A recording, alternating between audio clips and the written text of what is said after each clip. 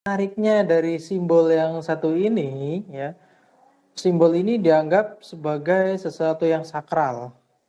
Nah, orang akan marah apabila simbol yang satu ini terhasut atau mengalami dibakar atau keinjak atau dan lain sebagainya.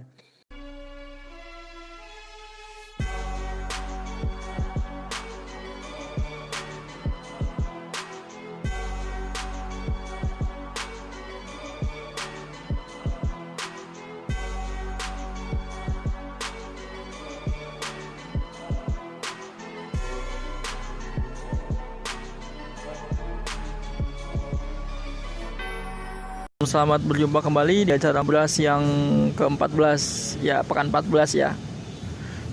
Pada tema kali ini akan diisi oleh Bapak Misbah Priagung.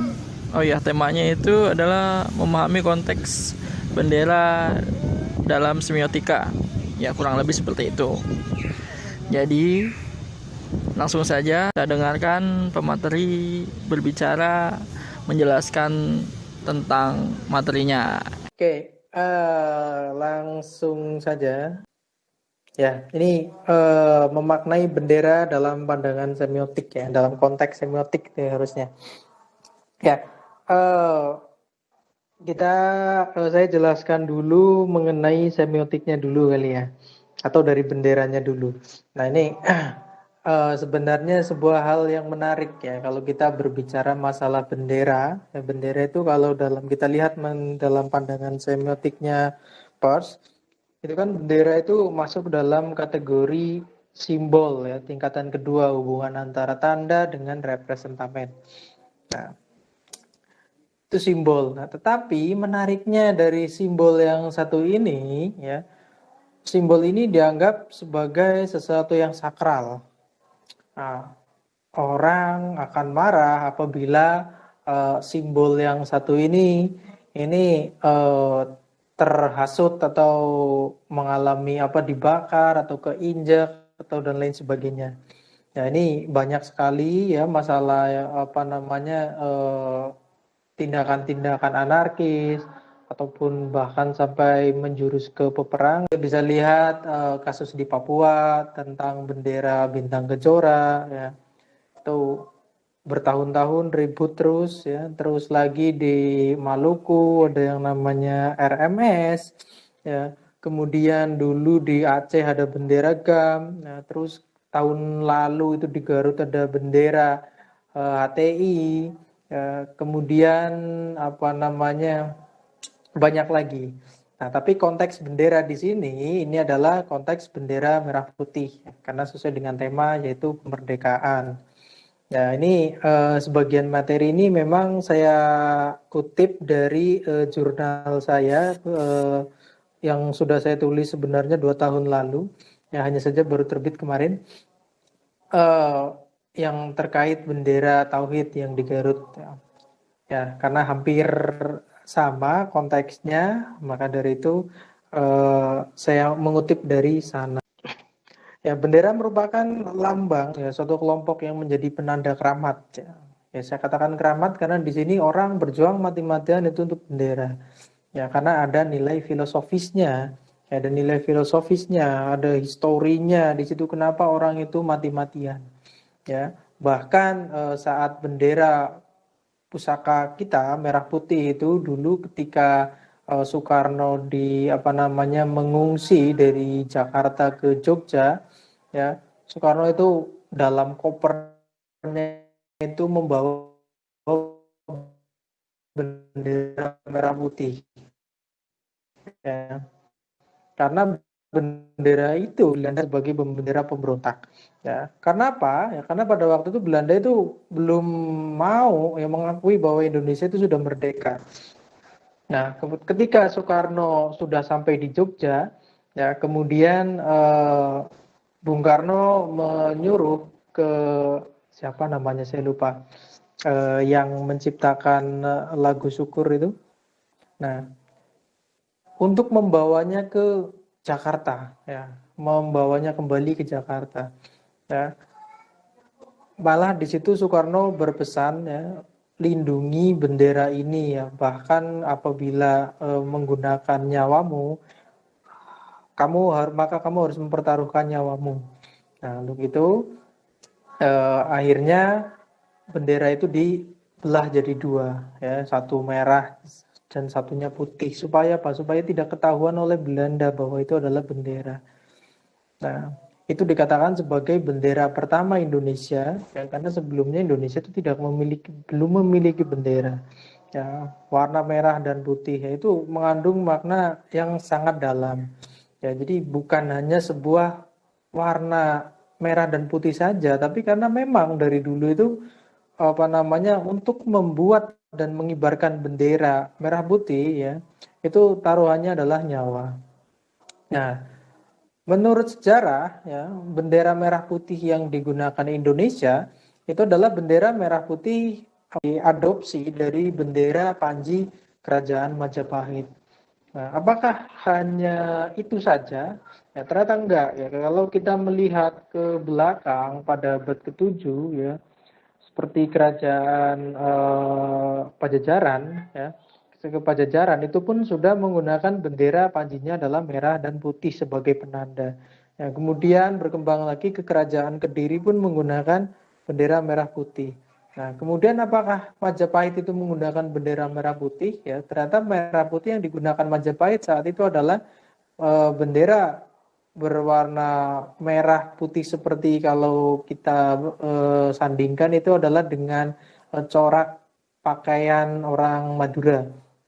Ketika Majapahit itu menyerang kerajaan Singosari, ya, yang dibantu oleh tentara Mongol waktu itu. Nah, itu pasukannya itu mengibarkan membawa panji itu merah putih. Ya, tapi merah putihnya coraknya adalah seperti pakaian orang Madura. Nah, dalam penelitian ini bendera merah putih ya menggunakan teorinya adalah semiotic pairs ya. Jadi teorinya di sini teori kedudukan simbol itu. Hasilnya ya tidak semua bendera berwarna merah dan putih memiliki makna yang sama, yaitu karena setiap bendera memiliki sejarah dan filosofi yang berbeda. Nah, di Indonesia sendiri ya masyarakatnya itu multi etnis. Ya, dari berbagai latar suku bangsa, ya, berbagai latar agama, ya, dan masing-masing memiliki kebudayaan dan cara pandang yang berbeda. Ya, mereka hidup ratusan tahun dengan budaya nenek moyangnya ya, dan membentuk kebudayaannya sendiri. Ya, nah setiap budaya itu memiliki simbol yang menjadi pembeda satu sama lain. Ya, menjadi simbol pembeda satu sama lain. Nah, simbol tersebut mewakili identitas kelompok ya, ataupun individu. Ya, tidak hanya di Indonesia, ya bahkan di dunia, setiap masyarakat tidak bisa lepas dari simbol. Ya. Seringnya manusia berurusan dengan simbol, sehingga ada juga sekelompok orang yang membuatnya sakral, sehingga menjadi mitos di dalam masyarakat. Nah, salah satunya ini adalah bendera, ya dianggapnya sakral. Ya, apakah bendera negara dengan bendera yang lain itu sama? Ya, padahal sama-sama bendera. Ya, bendera partai contohnya. Ya, atau lagi bendera liga, ya, tim sepak bola, itu sama-sama bendera. Ya, ada juga yang hanya ya, sebatas bendera saja. Ya. Contoh, ya, bendera merah yang ditancapkan di tengah sawah. Nah, ini karena tadi saya ke sawah lagi panenan, itu ada bendera merah. Nah, apakah bendera merah di situ sama dengan bendera merah yang dikibarkan di depan rumah ketika ada orang sedang bangun rumah? Ternyata berbeda. Ya, bendera merah yang ada dikibarkan di depan rumah ini, saya konteksnya konteks Banyumasan. Ya. Ya, mungkin Mas Harun tahu. Nah, kalau bendera merah yang dikibarkan di depan rumah itu tandanya simbol bahwa pemilik rumah itu sedang melakukan renovasi ataupun sedang bangun rumah. Sambatan lah. Kalau sekarang udah nggak ada sambatan, jadi nggak ada yang mengibarkan bendera merah di depan rumah. Nah, bagaimana dengan simbol bendera merah yang ditancapkan di tengah sawah? Nah, ternyata itu adalah peringatan tanda bahaya. Kenapa bahayanya? Ya, karena sawah di situ baru saja seminggu terakhir atau mungkin akan ya, dilakukan penyemprotan pestisida. Nah, Memberi tanda kepada siapa? Kepada warga yang ada di sekitar sawah tersebut untuk tidak melepaskan hewan peliharaannya seperti ayam, bebek, dan lain sebagainya. Itu sebagai tanda konvensional. Ini loh, saya habis melakukan penyemprotan pestisida. Nanti kalau pestisidanya itu, kalau nanti hewan ternaknya dikeluarkan, nanti bisa mati atau lumpuh. Nah, tuh salah satu contoh bendera ya, sama-sama merah tapi memiliki bentuk yang berbeda. Ya banyak orang yang membela simbol hinjab, orang pasti akan marah. Atau lagi simbol agama ya, seperti yang baru kemarin ribut adalah simbol salib ya, yang katanya ada di logo HUT RI yang ke-75 ya. Apakah itu salib? Nah, ataukah mungkin menyerupai atau apa? Ya, atau lagi yang katanya pada waktu tahun 2017 2016 akhir ya, kita di masyarakat kita dihebohkan dengan yang katanya logo BI yang ada di uang kertas baru itu katanya mirip logo Palu Arit. Nah, apakah iya? Apakah hanya mirip saja? Nah, tuh ya lo simbol-simbol yang memang yang menjadi diperdebatkan oleh masyarakat. Nah, itu tadi. Nah, simbol sangat disakralkan ya. Bahkan setiap kepercayaan memiliki simbol suci yang wajib dijaga. Ya, simbol bukan hanya sebatas tanda untuk mewakili masyarakat pemiliknya saja, melainkan mencerminkan pemiliknya. Ya, seperti orang Sunda dengan kujangnya, ya, atau dengan ikat Sundanya, ya, orang Bali dengan ikat Balinya, ya, atau orang Jawa dengan keris, dengan pakaian adatnya, ya banyak simbol-simbol itu. Ya, batik juga, ya. Pernah tahun 2015 kalau nggak salah, 2005 ya, yang ribut ketika batik itu diklaim oleh Malaysia sebagai budaya mereka. Nah, apakah batik itu sebagai simbol orang Jawa atau orang Indonesia? Ya, sebenarnya ya kalau kita lihat batik itu kan sebagai hasil dari budaya Melayu. Ya, apakah Malaysia Melayu? Ya Melayu. Apakah Indonesia rumpun Melayu? Ya sama. Ya jadi tidak ada yang salah. Ya, sama halnya ketika saya orang Banyumas nih ya, tempe mendoan. Nah, mendoan itu kan identik dengan orang Banyumas. Nah, kemudian saya merantau ke Korea. Nah, saya di sana tuh kangen dengan mendoan. Akhirnya saya bikin mendoan sendiri dan ternyata enak. Ternyata teman-teman saya tuh minta dibuatkan. Nah, kemudian saya jualan lah di situ, jualan mendoan. Nah, yang tadinya mendoan itu sebagai simbol atau ciri khas orang Banyumas, ya, kemudian ketika di Korea, kemudian saya jualan mendoan di situ dan ternyata laris, ya laku keras, ya kemudian saya buka cabang. Nah, ketika saya meninggal, kemudian diteruskan oleh anak saya. Nah, dan kemudian sampai ke anak cucu. Nah, ketika sudah di sana dan sukses, kemudian dikenal di sana, apakah orang Korea boleh mengakui bahwa itu adalah makanan Korea? Ya boleh-boleh saja, ya. Karena memang sudah ada di sana, banyak orang Korea yang menikmati dan bisa, ya boleh saja diakui, ya. Dan pastinya ada pembedanya mendoan Korea dengan mendoan Banyumas. Ya, begitu halnya dengan nasi goreng. Ya. Ada yang mengatakan nasi goreng itu punya Indonesia. Ya enggak juga, sejarah nasi goreng pun panjang, ya, bukan hanya dari Indonesia. Ya, itu salah satu contoh simbolnya. Ya. Kemudian bendera bukan hanya sebatas kain yang dikibarkan, melainkan memiliki filosofi pembentukannya. Ya, seperti tadi, warna dan logo dalam bendera memiliki makna historis dan filosofis. Wajar jika di kemudian hari ya banyak pemilik bendera yang berjuang mempertahankan bendera tersebut agar tetap berkibar, itu ya. Yang tadi saya ceritakan ya, ketika awalnya ya ketika Ibu Fatmawati membuat bendera pusaka itu untuk yang pertama kali, ya, kemudian bagaimana caranya agar bendera itu tetap berkibar. Ya, karena apa? Dicari oleh tentara Belanda. Soekarno itu dicari ya, dan keluarganya itu dicari. Benderanya itu mau dirampas. Ya. Maka dari itu penuh perjuangan itu kenapa sampai sekarang ya ketika ada bendera itu dihormati bahkan dilindungi dalam undang-undang. Nah, Oke, kemudian artikel ini menjadi penting ya untuk ditulis atas beberapa alasan. Yang pertama, masih banyak masyarakat Indonesia yang terjebak pada simbol. Nah, hal itu karena kebudayaan dan simbol tidak bisa dilepaskan. Ya, karena dalam budaya salah satunya menghasilkan simbol-simbol ya. Contohnya adalah dari makanannya ya, dan kemudian apalagi bahasanya. Bahasa itu juga salah satu produk simbol ya, simbol kebudayaan. Ya. Kemudian kedua, simbol masih dianggap hal yang suci dan perlu dipertahankan meskipun faktanya tidak semua simbol memiliki kedudukan yang sama. Ya, rambu lalu lintas ya tidak bisa disamakan dengan bendera negara. Sama-sama simbol. Ya, sama-sama legal, sama-sama dilindungi. Ya, kita melihat lampu lalu lintas mati, ya udah biarin saja. Ya, dibandingkan dengan bendera yang putus. Ya, talinya putus ya. Pasti kita akan segera memperbaiki. Ya, ketiga, sering terjadinya konflik di masyarakat ya yang didasari suatu simbol atau membawa simbol tertentu. Ya, seperti yang belakangan ini ya diributkan, yaitu adalah simbol HUT RI ya. Atau sebelumnya ada lagi simbol Palu Arit ya, itu yang sering tiap bulan ya.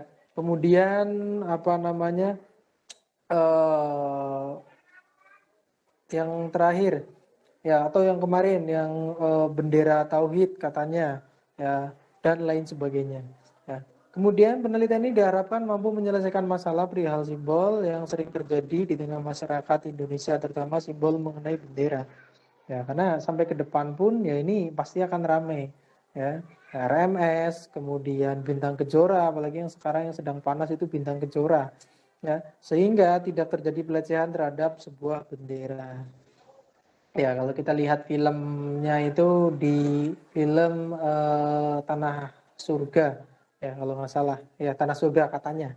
Nah itu kan ketika ada anak Indonesia berdagang ke Malaysia melihat sebuah bendera merah putih di situ untuk alas dagang. Nah, kemudian dibelilah oleh anak itu ya, sebagai wujud kecintaannya terhadap bendera merah putih. Ini itu salah satu film nasional yang sangat menyentuh hati ya. Kemudian, nah ini dari semiotik. Nah ini lebih lengkap saja ya. Ya, semiotik berasal dari bahasa Yunani ya, seme, sema, ya. Kemudian seme membentuk semiotik, kemudian sema membentuk semantik. Ya, maknanya sama-sama tanda, ya, tanda dan maknanya. Ya, secara harfiah, semiotik ilmu yang mengkaji tanda dalam kehidupan manusia. Ya, semiotik mengkaji tanda dan gejalanya di alam semesta. Apapun bisa dijadikan tanda, bahkan fenomena dalam kehidupan sosial sekalipun ya. Itu menurut Piliang ya. Fenomena dalam kehidupan sosial itu bisa dijadikan tanda ya. Seperti kemarin ya, telepon. Nah, itu kan bagian dari tanda. Ya, apakah itu hanya sebatas iseng semata, orang iseng, ataukah memang ada sesuatu hal yang mungkin berbahaya ke belakangnya.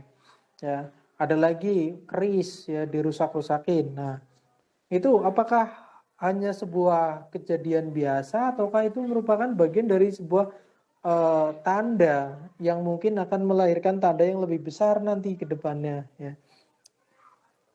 Tuh, ya, Piliang mengatakan bahwa dalam pandangan semiotika ya bila seluruh praktik sosial dapat dianggap sebagai fenomena bahasa, maka ia dapat pula dipandang sebagai tanda. Ya.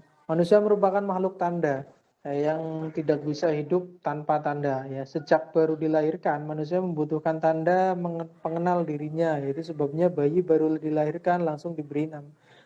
Nama itu adalah salah satu bagian dari tanda manusia supaya tidak tertukar.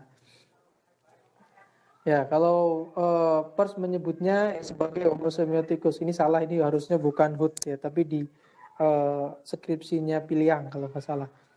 Ya. Kemudian, ya tanda menjelma menjadi sebuah konteks budaya sosial. Ya, hal itu karena seringnya manusia berhubungan dengan tanda. Ya, dengan demikian tanda bisa dikatakan sebagai kebutuhan pokok manusia. Benny Hood pernah mengatakan ya bahwa semiotik merupakan ilmu yang mengkaji tanda dan gejalanya dalam alam semesta. Ya, salah satu tokoh semiotik yang terkenal adalah ya Peirce ya, seorang filosof dari Amerika. Nah, itu kenapa apa namanya karena dia seorang filosof ya. Teori semiotiknya pun ya berhubungan dengan logika, ya bisa dilogika. ya, berbeda dengan Umberto Eco ya, yang pakar komunikasi, makanya menyebutkan teori kebohongan. Ya, karena bahasa yang digunakan sebagai tanda atau yang biasanya tanda yang dipakai untuk menandai, ya, itu sebenarnya adalah tanda kosong ya. Kalau kita lihat film Cars ya, siapa namanya, Hotman Hornet atau apa, itu yang pembalap tua itu mengatakan bahwa itu adalah tanda kosong, sebenarnya nggak ada isinya. Nah, itu bisa juga sebagai belajar semiotik dari situ ya. Tanda itu dibagi menjadi 3, yaitu yang pertama ikon, indeks, dan simbol ya. Ikon itu adalah tanda yang memiliki kemiripan ya, memiliki kemiripan dengan yang ditandai ya. Contoh, ini ada foto ya, fotonya Mas Harun ya, pasti mewakili Mas Harun ya. Foto seorang caleg ya, pasti mewakili seorang caleg ya, kecuali kemarin ya yang foto anggota DPD ya. Ya, ternyata ketika dicoblos orangnya cantik, ternyata hasilnya enggak ya, karena itu foto editan ya. Kemudian lukisan ya, lukisan gunung ini mewakili gunung ya, itu yang namanya indeks. Pak, ikon, adanya kemiripan. Kemudian indeks ya, memiliki kedekatan ya, seperti mendung dengan hujan ya, atau asap dengan api ya, meskipun mendung tak selalu hujan ya. Kemudian sedangkan simbol itu tanda yang terjadi karena adanya kesepakatan oleh pemakainya ya. Jadi tidak ada aturan mengatakan ini harus apa namanya apa gitu ya. Kenapa anak perempuan yang lahir bulan ini, anaknya bapak ini, ibu ini, dikasih nama Hafizatur Rohmah ya? Kenapa bukan Meda Safira gitu, meskipun mirip? Kenapa bukan dinamakan IR64 gitu, biar seperti nama padi, atau tidak dikatakan yang lain? Itu yang namanya simbol. Yang nama itu merupakan salah satu jenis simbol ya. Salah satu contoh simbol. Ya, jadi tidak ada tidak ada aturan baku ya. Kenapa saya dinamai Misbah ya? Kenapa dinamai Harun ya? Kenapa dinamain ini itu? Nah, itu tidak ada kesepakatan. Apakah orang yang hidungnya pesek, kepalanya besar itu harus dinamain Misbah? Kan enggak ya. Atau yang apa namanya hidungnya mancung, hitam dan lain sebagainya harus dinamakan apa namanya Balotelli gitu contohnya. Kan enggak ya, tidak ada acuan ya, terserah ya. Kita mau namai anak kita itu terserah kita, tetapi itu kesepakatan, harus melalui kesepakatan. Nah, kesepakatannya gimana? Yaitu ketika kita memberi nama kan kita ngundang tetangga. Saya memberikan nama anak saya namanya ini, kan pada setuju semua ya. Itu seperti itu ya. Nah, jenis simbol. Nah, ini simbol ini dibagi menjadi dua. Yang pertama adalah simbol yang bersifat legal ya, simbol yang bersifat legal. Nah, simbol bersifat legal ini yaitu simbol yang memang diakui ya, disahkan melalui undang-undang ya, seperti rambu-rambu lalu lintas, bendera, bahasa ya, bahasa negara ya, dan lain sebagainya, pokoknya yang diatur dalam perundang-undangan. Kemudian simbol yang berupa tetanda ya, sini tetanda ini sebenarnya saya ini ngasal ya namanya. Aslinya ini adalah kalau dalam bahasa Jawa itu tetenger ya, tapi tetenger dalam bahasa Indonesia itu apa, tetanda kali. Ya udahlah, saya kasih nama tetanda saja. Nah, simbol yang berupa tetanda ini dibagi menjadi dua. Yang pertama itu simbol semu, dan yang kedua simbol yang sifatnya mutlak. Nah, simbol yang sifatnya semu itu contohnya itu adalah kalau kita bawa mobil contohnya, bannya meletus. Nah, ternyata kita nggak bawa segitiga, akhirnya kita pakai ranting pohon, ya. Atau kita mau apa namanya, tanda bahaya apa gitu, kita menggunakan plastiknya gitu, atau menggunakan apa gitu. Nah, itu kan simbol yang sebenarnya belum melalui kesepakatan, tapi secara tidak sadar orang itu sebenarnya sepakat ya. Orang habis granul, petani itu habis granul di sawah. Granul itu apa ya? Ya salah satu pupuk lah untuk penyubur tanaman. Nah, ketika apa namanya habis granul, nah itu nggak ada tanda nih. Tandanya apa? Janur kuning, sawahnya di tengah-tengah. Tadi lupa nggak bawa janur kuning. Mau bawa bendera merah, nggak punya. Ya udah akhirnya bawa bambu, kemudian plastiknya itu ditaruh di atas bambu itu. Itu sebagai tanda bahwa oh itu habis diregen. Ya, regen itu obat apa ya? Obat keong, biar nggak ada keong. Atau habis apa gitu. Itu sebagai tanda. Ya. Kemudian simbol yang bersifat mutlak. Nah, ini sebenarnya sudah melalui kesepakatan, ya, sudah melalui kesepakatan, tapi tidak diatur dalam undang-undang. Ya, contohnya bahasa daerah, ya, bahasa daerah atau lambang bunyi ya bahasa ya kita nggak ngomong atau nama seseorang, ya, nama seseorang. Ya, meskipun sudah disahkan dalam bentuk akta kelahiran, tapi ada juga yang belum memiliki akta. Nah, itu berarti mutlak. Ya, sudah melalui kesepakatan tapi belum dilegalkan. Ya.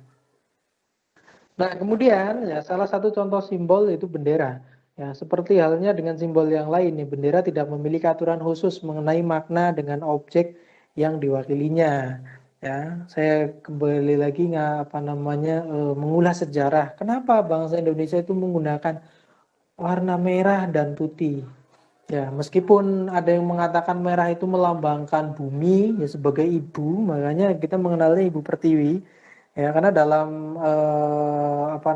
rumpun Austronesia ya, bahwa warna merah itu melambangkan bumi, melambangkan ibu ya, atau buminya, sedangkan warna putih melambangkan langit.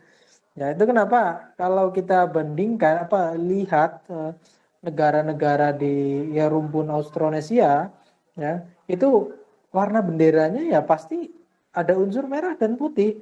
Ya, karena mengatakan bahwa ibu bumi dan bapak langit. Ya, itu kenapa di Indonesia mengenalnya dengan Ibu Pertiwi karena itu adalah tanah ya, tanah dan air.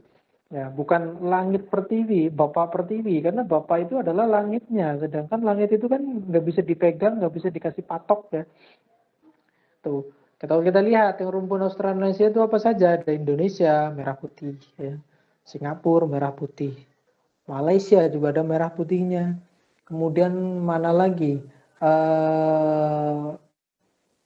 Ya, pokoknya yang menggunakan merah putih, ya. Kemudian lagi? Ya, mereka tentu mempunyai filosofi sendiri dengan bendera yang dijadikan identitasnya. Meskipun demikian, simbol hanya dimiliki oleh kelompok pemilik tanda tersebut. Pemaknanya pun mana suka, ya suka-suka pemiliknya. Itu tadi, kenapa merah itu melambangkan bumi, putih itu melambangkan langit. Ya. Ada juga yang mengatakan merah itu darah, putih itu tulang. Ya, putih itu suci, merah itu berani. Ya, terserah kita ya yang memiliki, ya kita terserah mau memaknainya itu seperti apa. Ya. Kenapa menggunakan merah putih? Ya, karena pada waktu itu pewarnaan merah dan putih itu adalah pewarnaan yang mudah didapat. Ya, mudah didapat. Ya, putih itu kan berupa nggak usah diwarnai karena berupa bahan kainnya itu terbuat dari kapas ya, dari kapas ataupun dari kapas randu ya. Kemudian merahnya dari apa? Ya, mewarnai warna merah itu gampang. Ya, zaman dulu tuh mudah didapat ya, bisa dari daun jati ataupun dari yang lainnya.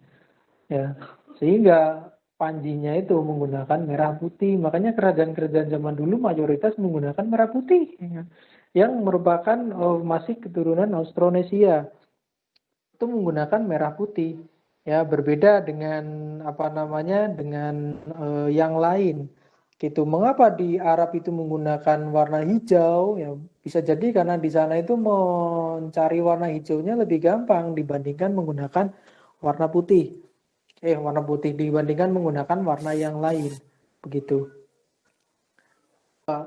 Sama-sama bermakna duka cita, ini bendera kuning ya. Tetapi dalam Betawi ya ditandai dengan bendera kuning, sedangkan di Jawa menggunakan bendera putih. Itu ya namanya pemaknaan bendera itu suka-suka, jadi tidak memiliki aturan baku sebenarnya. Ya. Dan meskipun di Betawi itu menggunakan warna kuning ya, apabila meninggalnya di Jawa, apakah itu boleh menggunakan kuning? Nanti maknanya bisa lain ya, bisa dikategorikan, oh itu orang lagi hajatan, bukan orang meninggal. Ya.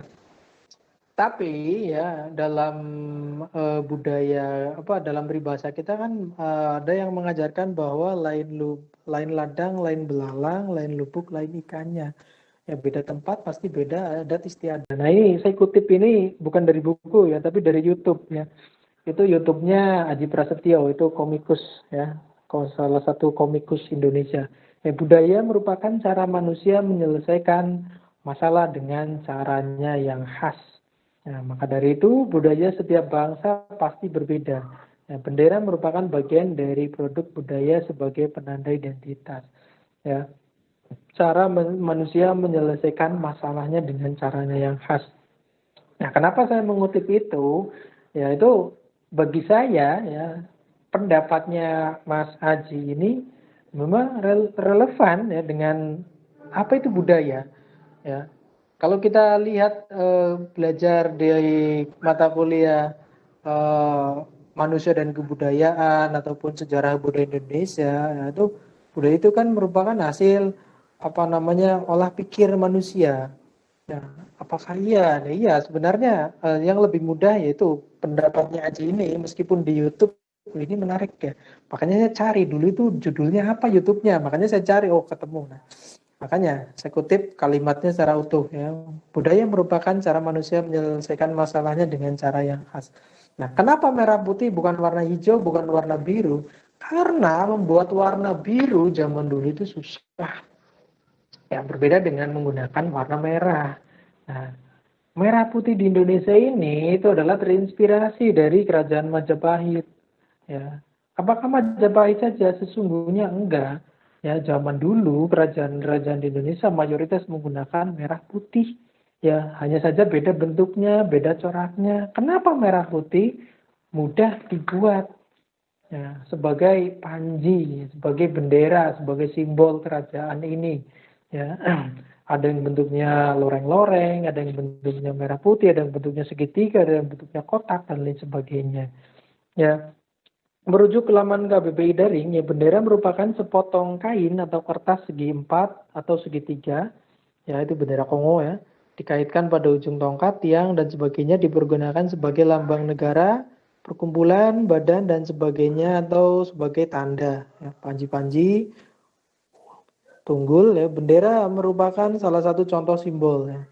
Simbol dimiliki atau dipakai oleh sekelompok orang dan dimaknai oleh kelompok tersebut ya. Itu yang tadi saya katakan, itu yang memaknai ya pemiliknya ya. Sama seperti nggak usah jauh-jauh ke negara ya.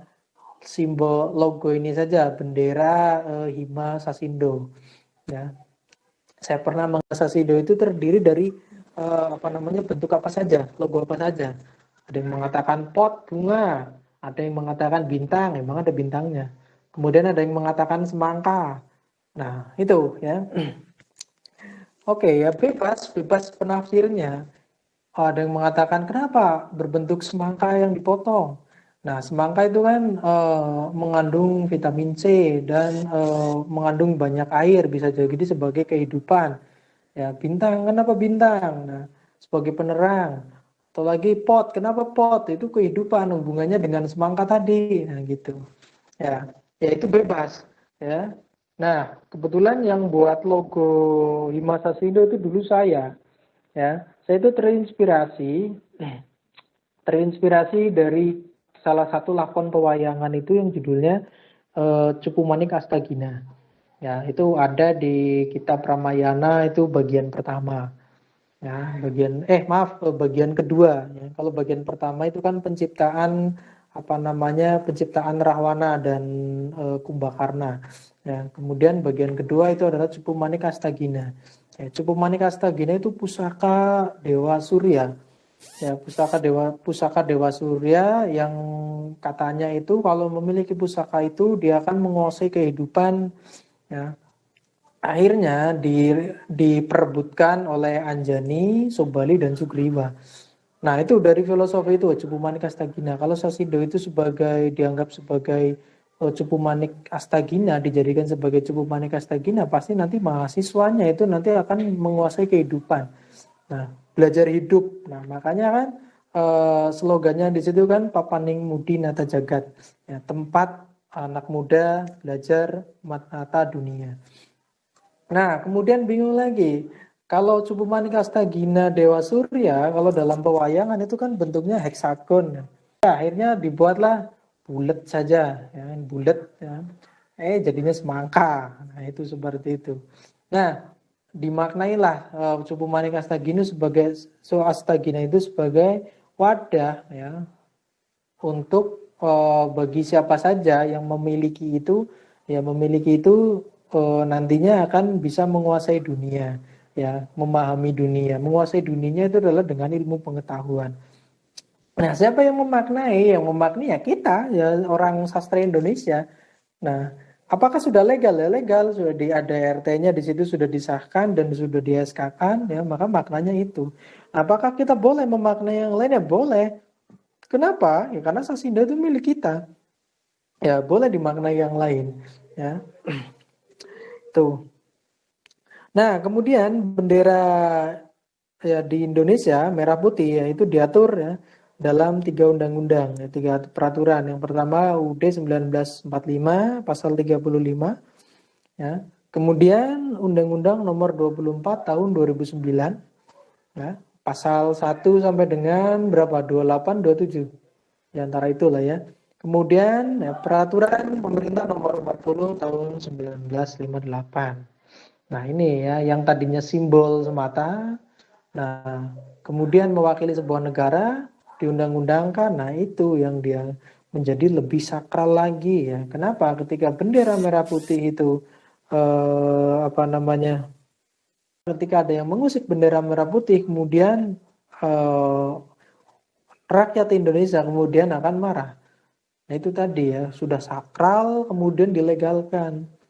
Nah, itu seperti itu. Nah, kemudian, ya, bendera di dunia. Nah, apakah semua bendera yang merah putih itu merupakan bendera Indonesia? Ya, tentu bukan. Ya, ini ada bendera Indonesia, ya, bentuknya merah putih, hampir sama dengan Monaco, ya, hampir sama.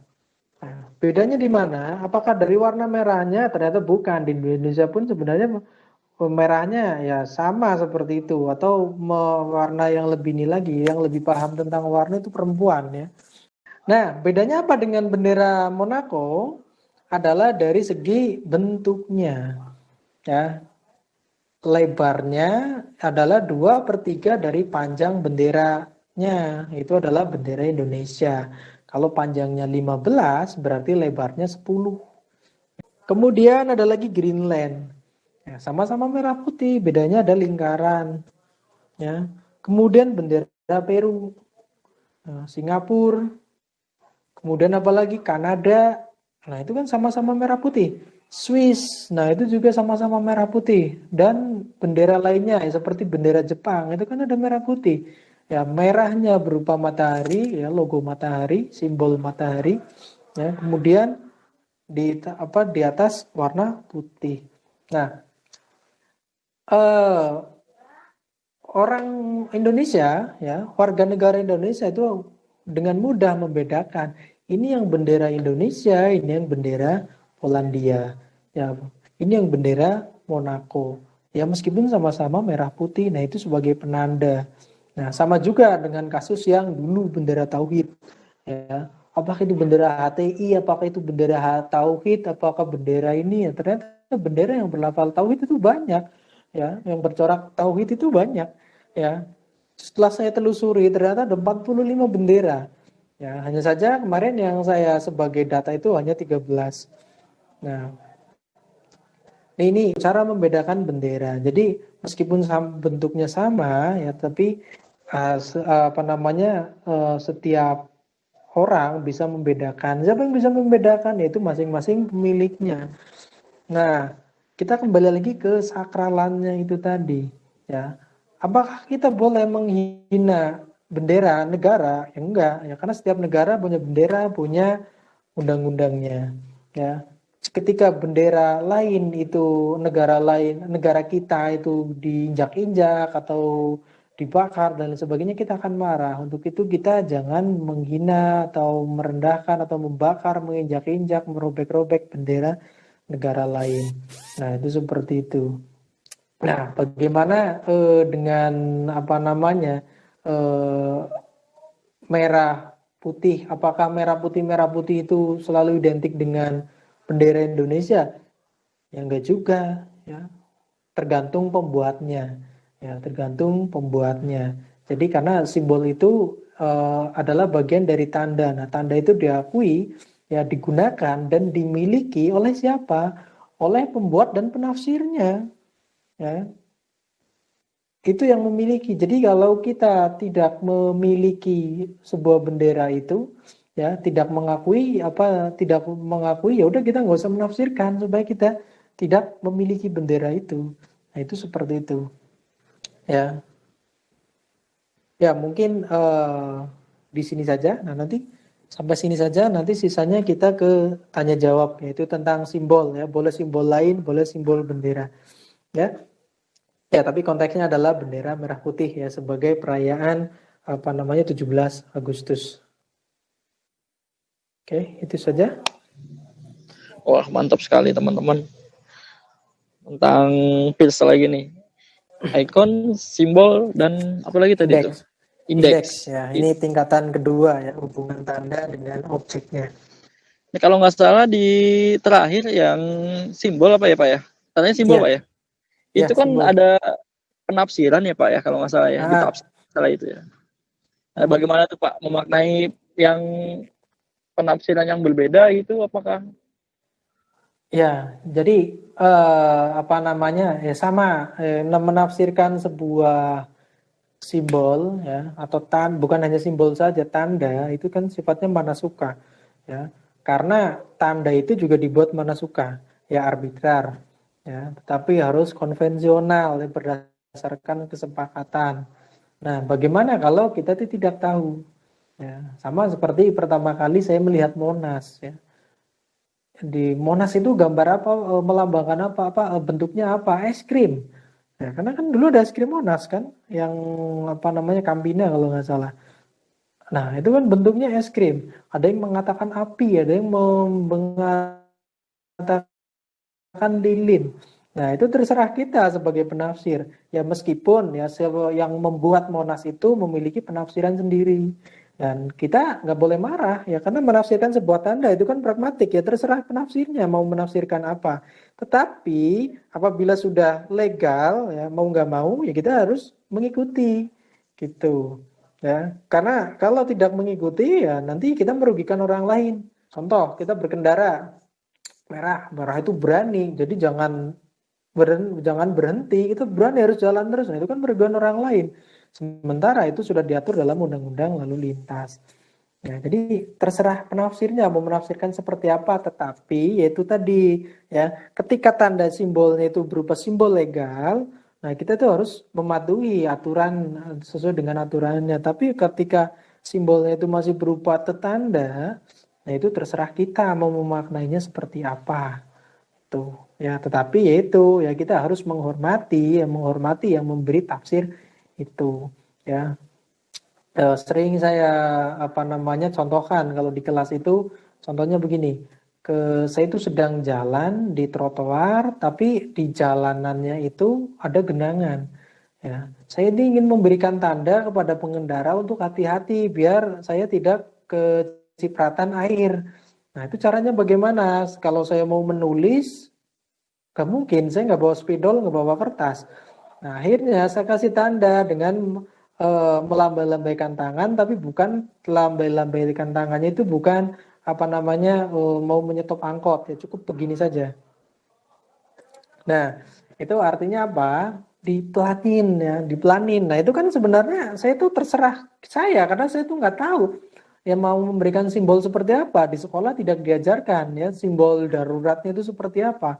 Nah, tetapi ada yang memelankan, ya, nggak tancap gas, memelankan supaya tidak nyipratin saya. Nah, tapi ada juga yang nggak ngerti dikasih tanda itu. Nah, artinya apa? ya bebas, kita nggak boleh marah ya, karena memang tanda itu nggak konvensional gitu loh. Nah, beda dengan tanda yang legal tadi ya. Ada bendera, ya kita harus menghormati ya. Kemudian ada rambu lalu lintas, ya kita harus menghormati rambu-rambu itu ya. Biasanya yang kita sering langgar itu apa? Dilarang parkir sama dilarang berhenti ya. Itu sering banget kita langgar. Ya. Itu. Ada pertanyaan nih Pak dari Ahmad Ah, Hakim. Mau tanya kalau tentang simbol kemerdekaan yang katanya mirip salib itu gimana Pak? Akhirnya ditanya. Oke ya, simbol kemerdekaan yang mirip salibnya. Mirip kan ya, bukan salibnya. Ya sebenarnya kenapa? Ya memang bangsa kita kan bangsa yang majemuk. Ya, kalau umpama memang itu berupa salib, ya udah kenapa? Bangsa kita kan bangsa majemuk. Toh selama ini banyak logo-logo uh, yang berkaitan dengan agama, sebuah agama. Ya, apakah nanti akan mengurangi keimanan? Ya, ini yang saya sering singgung-singgung ya. Banyak orang Indonesia itu apa namanya, bukan orang Indonesia saja sih, banyak orang manusia di bumi ini itu yang menuhankan sebuah simbol gitu, menuhankan sebuah simbol. Jadi beragama itu beragama karena simbolnya ya. Apakah simbol itu dimiliki oleh agama tertentu atau bangsa tertentu? Sebenarnya itu enggak ya. Kita berpikir logis saja ya. Contohnya yang umum ya, contohnya masjid. Nah, masjid di lingkungan kita itu ciri-cirinya seperti apa sih? Kan ada menara kan, ada kubah, terus apa lagi? Bentuknya kotak, atau lagi ada yang bentuknya limas. Kenapa kalau masuk ke masjid itu dibuat undak-undakan gitu, nggak langsung apa namanya pondasi aja gitu, tapi ada undak-undakannya. Nah, apakah itu murni masjid apa Islam itu di masjid di Arab itu seperti itu, masjid menurut Islam itu seperti itu? Itu tadi ya, masjid itu adalah bagian dari budaya. Bangunan ya, bangunan tempat ibadah itu adalah bagian dari sebuah budaya. Budaya itu apa? Cara manusia untuk bertahan hidup dengan cara khasnya masing-masing. Itu kenapa setiap itu berbeda-beda. Nah, kalau kita lihat sejarah ke belakang, ya, kalau ini ya untuk membuka pikiran, ya, kenapa kita tuh selalu, waduh ini seperti salib loh. Terus lagi ini apa namanya seperti Konghucu, ini seperti PKI dan lain sebagainya. Oke, kita kembali ke belakang. Di zaman Rasulullah yang namanya masjid itu kotak. Ya, kotak. Loh, kok di sini sekarang masjid itu kalau kita lihat di apa namanya kalau kita umroh gitu. Kok di Masjidil Haram itu ada menara, ya. Terus di Masjid Nabawi itu ada kubah. Nah, dulu itu nggak seperti itu, ya. Kapan pertama kali muncul kubah? Kapan pertama kali muncul menara? Kapan pertama kali muncul atap masjid di Jawa itu menggunakan limas? Kemudian kenapa masjid itu ada undak-undakannya? Nah, oke. Masjid itu ya memiliki kubah di apa namanya? Sebelumnya itu adalah menara. Ya, menara itu kenapa di masjid itu ada menara? Itu adalah pengaruh dari Persia.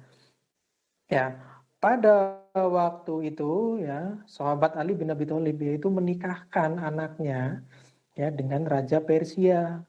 Nah, kemudian kebetulan Raja Persia itu beragama Majusi, penyembah api. Nah, apinya itu diletakkan di menara. Nah, ketika menikahkan anaknya ya dengan Raja Majusi itu dari Persia itu, nah kemudian rajanya dan anaknya masuk Islam. Nah, karena bentuk menaranya itu menarik, nah akhirnya, nah itu, wah ini bisa diadopsi nih, ditaruh di masjid. Nah, akhirnya diletakkanlah di setiap masjid menara. Nah, selain memperindah juga untuk azan di situ berkumandang azan di menara itu. Ya, jadi suaranya bisa terdengar sampai jauh. Nah, itu menara. Nah, kalau kita mempermasalahkan simbol agama tertentu karena takut mengurangi iman, harusnya juga marah juga kepada Ali bin Abi Thalib. Ya, kenapa? Itu pengaruh Majusi, ngapain dimasukkan ke masjid? Nah, kemudian apa lagi? Kubah. Nah, kalau kita lihat ya berkaca pada Vatikan, nah itu kan Vatikan itu kan lebih tua dibandingkan dengan masjid. Nah, Vatikan itu menggunakan kubah. Nah, kapan pertama kali ada kubah di masjid?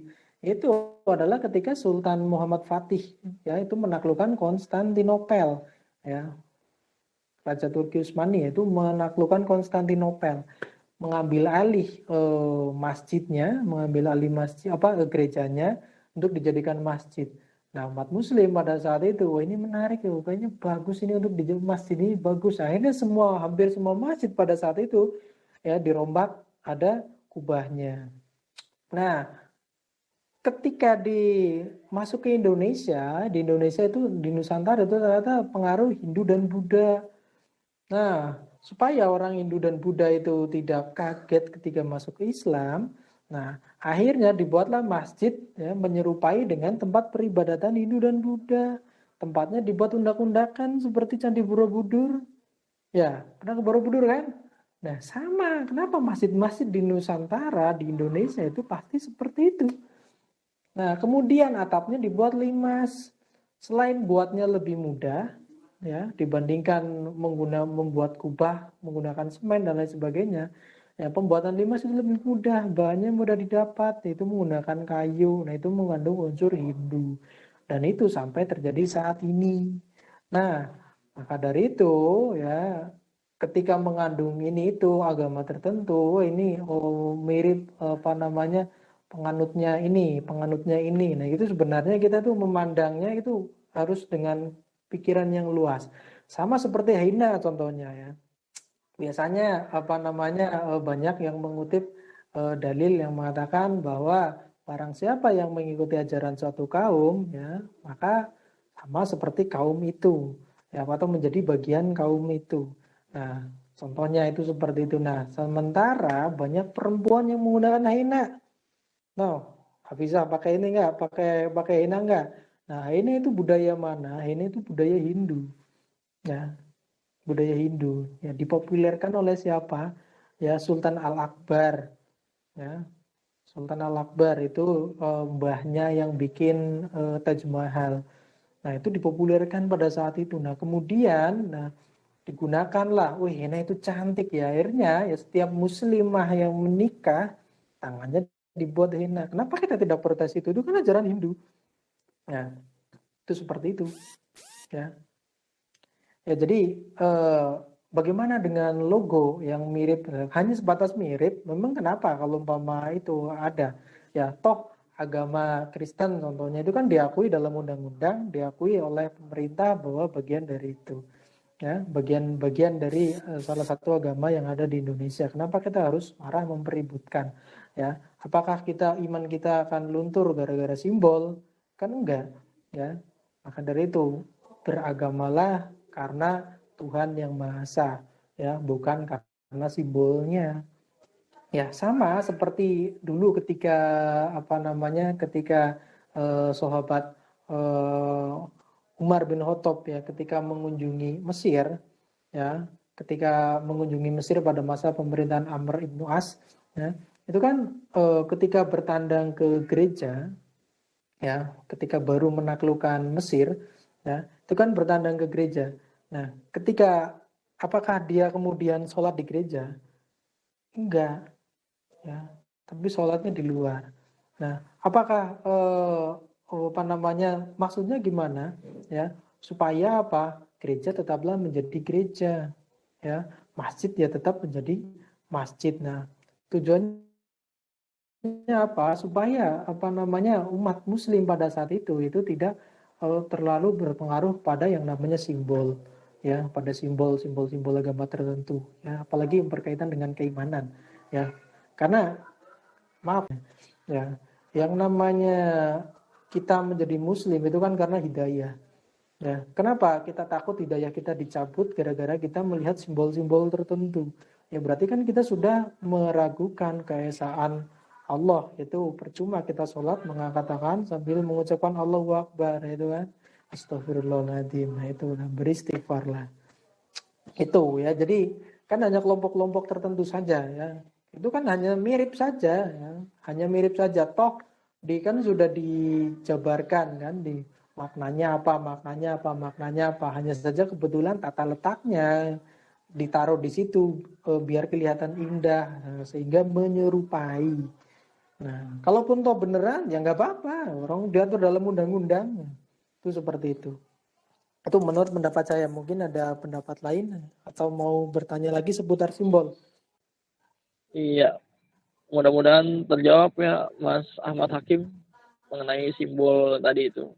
Mungkin bermasalah nggak tuh Pak? Kira-kira kalau ditulisin la ilaha illallah juga pasti bakalan rame itu Pak. Ya, ya sebenarnya begini. Gimana? Apa namanya? Maksudnya di logo itunya. Ya bukannya kita sering kan? Bukannya kita sering ya. Kita selalu apa namanya menonjolkan itu udah yang lebih dominan. Maka dari itu kita berikanlah kesempatan. Ya, berikanlah kesempatan. Ya sama seperti kita melambangkan hari kemerdekaan itu 17-nya itu dari apa namanya dari jumlah rakaat sholat ya, kemudian 8-nya dari ini, kemudian 19-nya dari ini, 45-nya dari ini ya. Kenapa di total jumlahnya 9? Itu kan otak-atik katuk ya. Sama saja dengan penafsiran sebuah tanda. Itu terserah kita mau menafsirkannya seperti apa. Itu ya. Karena itu hanya sebuah kebetulan ya. Undang-Undang Nomor 24 tahun 2009 itu disebutkan mengenai hal-hal yang tidak boleh dilakukan terhadap bendera ya. Contohnya menyoret-nyoret bendera ya. Makanya hati-hati ketika ada bendera merah putih itu jangan dikasih foto, jangan dikasih tulisan ya, jangan dikasih apa namanya apapun ya. Bendera merah putih itu harus bersih. Itu kan dalam undang-undangnya. Makanya dulu ketika ada bom di Paris itu kan ada kemudian sebagai bentuk empati di situ kita membuat foto profilnya itu belakangnya bendera Prancis. Oh itu nggak nasionalisme, itu kan Prancis. Nah, akhirnya buatlah bendera Indonesia. Nah itu nggak boleh ya, hati-hati. Karena dalam Undang-Undang Nomor 24 tahun 2009 itu dilarang menggunakan itu. Ya, menyoret-nyoret, kemudian lagi mengibarkan bendera yang sudah rusak, ya, dan lain sebagainya. Dan bendera itu harus dikibarkan pada saat dari terbit matahari hingga terbenamnya matahari, kecuali dalam keadaan tertentu barulah boleh dikibarkan dalam keadaan gelap atau malam-malam. Ya, seperti ya contohnya itu ketika kita upacara piunggun. Nah, itu kan mengibarkan bendera di malam-malam. Apakah boleh? Boleh. Itu. Undang-Undang Nomor 24 tahun 2009 itu undang-undang yang wajib kita baca, yang wajib kita jadikan pegangan, karena itu undang-undang kita. Ya, salah satunya yang kedua, poin keduanya di situ membahas tentang bahasa. Nah ini ya, biasanya kalau mahasiswa yang mau ikut debat bahasa, saya suruh menghafal itu. Ya, begitu juga dengan hormat bendera. Ya. Dulu ketika tahun 2015, ya, 17 Agustus 2015, netizen itu ramai. Kok Yusuf Kala itu tidak hormat kepada bendera merah putih, berarti itu tidak nasionalisme. Nah, bahwa yang wajib hormat itu adalah yang ada di depan bendera, sedangkan yang di belakang cukup diam berdiri tegak. Nah, itu ya, makanya dibaca undang-undangnya, ada aturan-aturannya. Ya, kok itu presiden itu menginjak-injak bendera merah putih. Nah, kalau kita jelembreng itu bentuknya bukan bendera. Ya, hanya saja ketika dirapikan ya bentuknya seperti bendera. Ya, padahal adalah kotak ya, kotak putih di tengahnya ada kotak merah. Itu seperti itu. Dan PP nomor tahun 1958 nomor berapa saya lupa. Nah, itu pertanyaan dari Manadin. Mungkin sekalian kali ya sama pertanyaan Mbak Ratna ini. Ada konteks kesamaannya. Assalamualaikum Pak, saya ingin bertanya, pengetahuan saya, bendera merah putih itu mempunyai sebutan lain seperti bendera pustaka. Pusaka ya, bukan pustaka ya. Ya, benar. Merah putih dan sang dwi warna. Apakah dari beberapa sebutan tersebut mempunyai makna atau arti sendiri Pak? Terima kasih. Ini langsung Pak sama pertanyaan Ratna nih mungkin. Okay. Selamat malam Pak, saya mau bertanya seperti yang Bapak jelaskan tentang simbol adalah arbitrter yang berarti semua orang bisa menafsirkannya. Menurut saya ketika sebuah penafsiran dibawa ke ranah publik, apalagi bertentangan dengan sesuatu yang sudah dilegalkan, maka akan membuat pro dan kontra. Lalu seperti itu, berarti obliternya simbol ada batasnya ya Pak. Yang tadi saya bilang Pak, mungkin ada kebiasaan kalau untuk penafsiran gitu Pak. Nah ini ya, Bagaimana? Oke, sebelum menjelaskan bendera, saya ke jawab dulu yang ke pertanyaan Ratna ya. Apa namanya? Kita ingat mungkin sekitar 15 tahun yang lalu apa ya? Ya, ketika Ahmad Tauhari itu berseteru dengan Ahmad Dhani. Nah, ini berseteru dengan Ahmad Dhani mengatakan bahwa lirik-lirik karya Ahmad Dhani yaitu mengandung pesan Zionisme, yaitu membawa misi Yahudi ke Indonesia. Nah, itu ternyata yang ditafsirkan adalah lirik-lirik dalam lagu apa namanya Dewa 19. Ya, padahal lirik Dewa 19 itu bukan ciptaan Ahmad Dhani semata ya. Kebetulan komposernya itu Ahmad Dhani. Nah, dan liriknya itu bisa saja ditulis oleh Once, kemudian oleh almarhum Erwin, ya, kemudian oleh Andra dan lain sebagainya.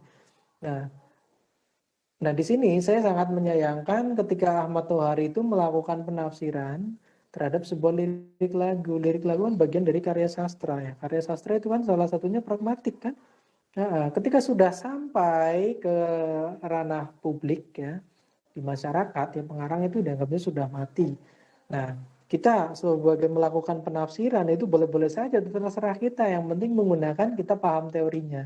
Tetapi tidak bisa digugat. Nah, itu yang dilupa oleh Ahmad Tauhari. Nah, itu digugat ke pengadilan. Nah, bahwa itu mengandung misi Zionis, membuat mempengaruhi generasi muda di Indonesia. Nah, itu ya. Sama halnya dengan ini ya sebuah tanda. Ya, lirik lagu kan bagian dari simbol kan, simbol ya, bahasa, terbuat dari bentuk dari bahasa. Penafsirannya ya bebas, tergantung kita menafsirkannya seperti apa. Ya, tetapi yaitu karena sebuah tanda itu sifatnya arbitrar, ya, mana suka, penciptanya itu mana suka. Kenapa warna kuning itu melambangkan kemakmuran? Kenapa warna kuning melambangkan kesejahteraan? Kenapa warna kuning melambangkan duka cita?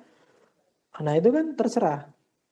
Ya, terserah pemakainya. Oh, saya mau pakai baju warna kuning karena saya lagi banyak uang. Nah, kenapa di Cina itu warna kuning itu mengandung ong? Ya, kenapa dulu di zaman abad 300 abad ketiga sebelum Masehi, di situ orang leluhur di Tiongkok itu harus dibakarkan kertas kuning sebagai bentuk menyelamatkan dia menyelamatkan leluhur itu dari pertanyaan-pertanyaan di alam kubur sana. Nah, itu warna kuning itu bermacam-macam.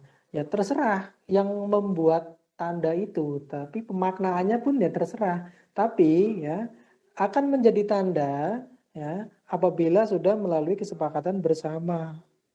Ya, akan dengan kesepakatan bersama itu konvensional.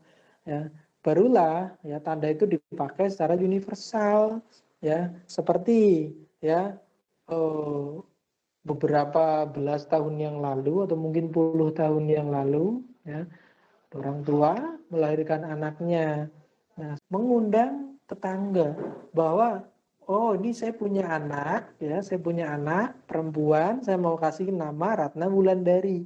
Ada yang protes nggak? Oh nggak bisa, oh anaknya seperti itu kok dikasih nama Ratna Wulandari, ya itu harusnya Sutinah gitu kan. Enggak, itu yang arbitrer tapi konvensional ya, melalui kesepakatan. Ya kesepakatannya dari mana? Yaitu ya mengakui ya tetangga menyebut manggilnya Ratna, kemudian teman sekolah memanggilnya Ratna, itu konvensional.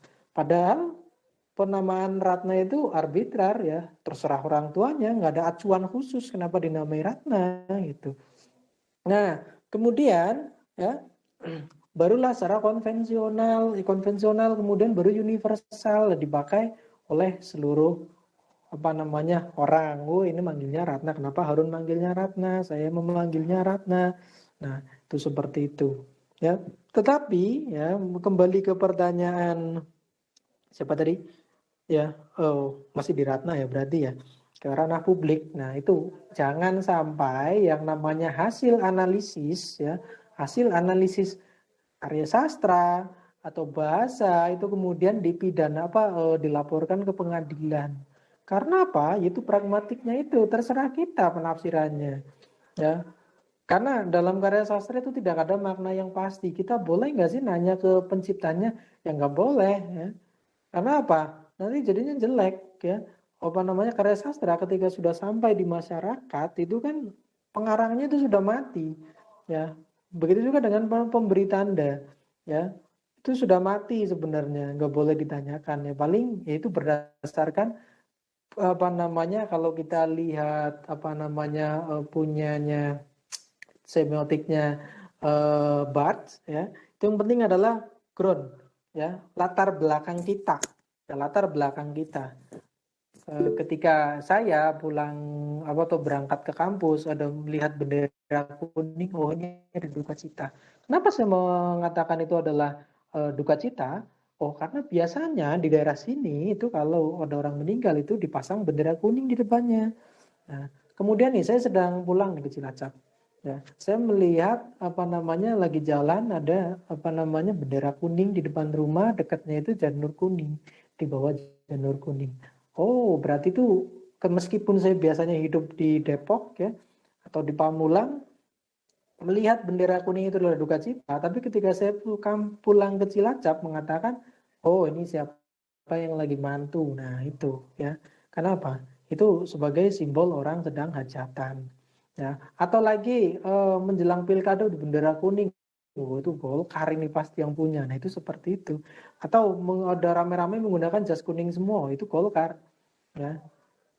Itu seperti itu, ya. Atau mungkin sama-sama kuning itu milik partai berkarya, itu milik Golkar. Nah itu beda lagi karena kuningnya itu kuning yang beda. Itu seperti tadi ketika saya mau menyeragamkan cover skripsi yang ada di Sasindo biar nggak belantang-belanteng, ya. Saat tanya ke mahasiswi, kamu suka dandan? Suka. Kamu tahu warna? Tahu. Ini warna apa?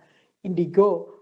Oh, tahu kodenya? Enggak. Akhirnya saya pulang nyari tukang toko material, nanya indigo itu kodenya apa. Nah, supaya apa? Supaya seragam. Nah, itu membedakan ini loh yang Sasindo, ini yang bukan Sasindo. Nah, itu, ya. Beda dengan teknik industri, ya, sama-sama putih. Jadi nggak bakalan putihnya ke oren-orenan atau ke kuning-kuningan, itu nggak bakalan. Ya, kalau di Sasindo itu ternyata banyak warna ungu. Ya, ternyata saya pun baru tahu antara indigo dengan ungu ternyata beda. Ya, saya kira sama, indigo itu bahasa Malaysia, ungu itu bahasa Indonesia. Ya, itu jambon itu bahasa Jawa. Nah, ternyata beda, ternyata punya bentuk yang berbeda-beda. Begitu, ya. Terima kasih sudah bertanya. Mungkin ada lagi Pak Aula atau Pak Sugio yang mau menambahkan, gimana Pak? Atau teman-teman yang lain yang masih mau bertanya, boleh. Waktunya kita masih diskusi panjang. santai saja, ya. Nah, kita diskusi santai. Ya, Pak Misbah, penjelasannya Ya. luar biasa nih Pak. Izin bertanya. Ya, makna bendera ya Pak ya, ini kalau secara literal misalnya kan merah putih seperti yang dijelaskan Pak Misbah tadi, ada merah putih, kemudian warna merah berbeda dengan yang di Singapura misalnya, sebagainya itu. Nah, pertanyaan saya di sini Pak, yang kita alami itu makna bendera ya merah putih itu tidak lagi sekedar dipahami seperti suci dan berani ya, tetapi juga mengalami perluasan makna ini Pak, misalnya menjadi nasionalis ya, menjadi lambang penghormatan, aturan baku dan perjuangan. Nah ini misalnya nasionalis ya, misalnya kalau ketika seorang memakai baju merah putih terus atau rumahnya di depannya itu selalu memasang bendera merah putih, itu maka dia menjadi tampak sangat nasionalis kan begitu. Nah akan tetapi tentu saja semua pejabat negara itu juga pernah foto di belakang merah putih itu, namun juga korupsi misalnya begitu. Nah berarti kan ada semacam perluasan perubahan makna ini, seperti ketika seorang koruptor itu menggunakan peci ketika di pengadilan itu kan mengalami perubahan itu, supaya religius dia kan gitu. Nah artinya ada perubahan makna. Terus kemudian yang menarik misalnya ketika ini misalnya seorang pendaki naik gunung itu dia mengibarkan bendera merah putih. Nah, apakah merah putih di sini itu nasionalis? Kan tentu menurut saya bukan gitu ya, tapi arahnya dia justru juangan. Nah, jadi merah putih itu memiliki makna yang meluas gitu ya, berubah dan meluas, bergantung pada misalnya ya konteks dan seiring berjalannya waktu gitu Pak. Ya. Nah, mohon penjelasannya gitu Pak. Ya, ini tadi yang sempat saya singgung, tapi kaitannya dengan beragama. Ya, banyak orang ya di dunia ini tuh menuhankan simbol gitu. Jadi yang penting simbolnya ini mengatakan bahwa mencerminkan ini. Ya, orang yang selalu memakai baju koko itu memakai gamis itu sebagai simbol yang agamis. Itu kalau nggak salah pernah dibahas oleh Pak Sugio ya, yang cerpen apa itu dulu yang orang meninggal itu. Nah, apakah yang menggunakan bendera merah putih itu selalu nasionalis dan lain sebagainya, yaitu yang masih terpaku pada simbol sebenarnya. Ya, kalau kita lihat film biografinya siapa yang penulis dari Italia itu, Leonardo da Vinci ya. Leonardo da Vinci bukan pelukis yang jamuan terakhir. Iya, itu Pak, dia Pak. Iya, Leonardo da Vinci ya. Nah, di salah satu adegan di situ ketika Leonardo da Vinci mengajarkan pelajaran melukis kepada anak didiknya yang bernama Salai. Nah, Leonardo da Vinci itu mengatakan, kalau kamu mau menggambar buah apel, ya samakan dulu bentuknya, jangan warnanya. Maaf, kebalik. Samakan dulu warnanya, jangan bentuknya. Ya. Nah, itu maknanya dalam sekali ya. Maknanya dalam sekali bahwa ketika kita mencintai sesuatu, ya, yang pertama kita samakan itu apa adalah rasa, ya. Rasa. Begitu juga dengan nasionalis. Nah, ini yang sering saya singgung-singgung ya. Memakai batik, apakah itu selalu nasionalis? Ya enggak juga, banyak juga koruptor memakai batik. Ya, selalu ikut upacara, apakah dia selalu nasionalis? Enggak juga. Ya, makanya selalu saya singgung-singgung ya. Ketika kita mencintai bangsa kita, ketika kita benar-benar ingin menjunjung tinggi agama kita, ya salah satunya kita tuh harus jujur. Ya, salah satunya kita tuh harus jujur. Ya, jujur ya untuk diri sendiri saja ya, jujur untuk diri sendiri saja. Tujuannya apa? Dengan jujur pada diri sendiri, nanti kita itu akan jujur pada orang lain juga. Banyak perilaku korupsi di kita, tapi kita tuh nggak tahu bisa membedakannya. Mana yang bentuk korupsi, mana yang bukan. Nah, salah satu jujur ya, upaya jujur itu di kita adalah berusaha menjunjung tinggi agama kita, menjunjung tinggi rasa nasionalisme kita. Jadi mewujudkan nasionalisme itu bukan berarti menggunakan selalu upacara atau memasang bendera di depan rumahnya. Ya, kalau memasang bendera di depan rumah memang itu edaran dari RT ya, yang memang sudah diatur oleh pemerintah ya. Kemudian memasang pin merah putih itu apakah selalu seperti pejabat itu selalu melambangkan nasionalisme? Enggak. Apakah dengan berpeci itu selalu religius dan lain sebagainya? Yang enggak. Itu yang saya katakan tadi, banyak orang di dunia ini yang menuhankan simbol. Jadi terpaku pada simbol. Ada simbol ini marah-marah, ada simbol ini dia agung-agungkan dan lain sebagainya. Nah, itulah tadi ya sebenarnya simbol yang sebenarnya itu hanyalah sebuah simbol saja. Ya, kenapa kemudian saya tersentuh ketika membaca statusnya biksu itu Karma Sopagiaso. Nah, itu tadi ya, jadi dalam umat Buddha itu mengajarkan ada dua perisai kebenaran.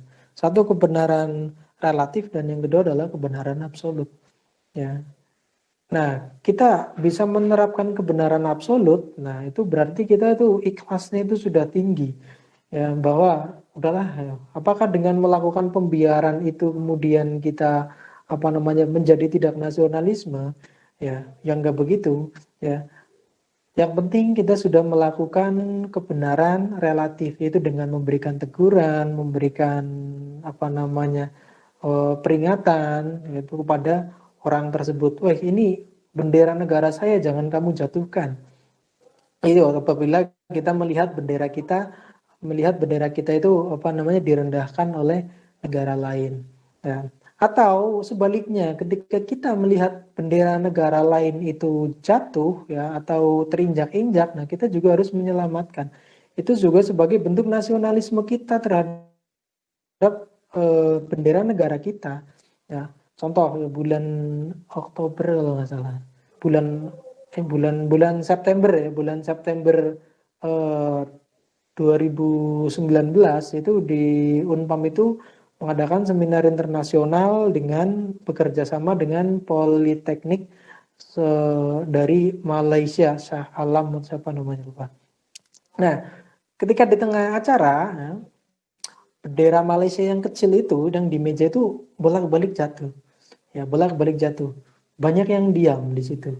Ya, banyak yang diam ya. Akhirnya ya udah saya minta ke panitia tolong itu dilem atau dikasih double tip supaya tiangnya itu tidak jatuh. Bendera kecil itu yang paling sejengkal itu.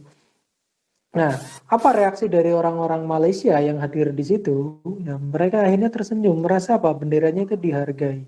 Nah, itu adalah sebagai bentuk contoh kita menghormati bendera orang lain ya supaya orang lain mau menghormati bendera kita.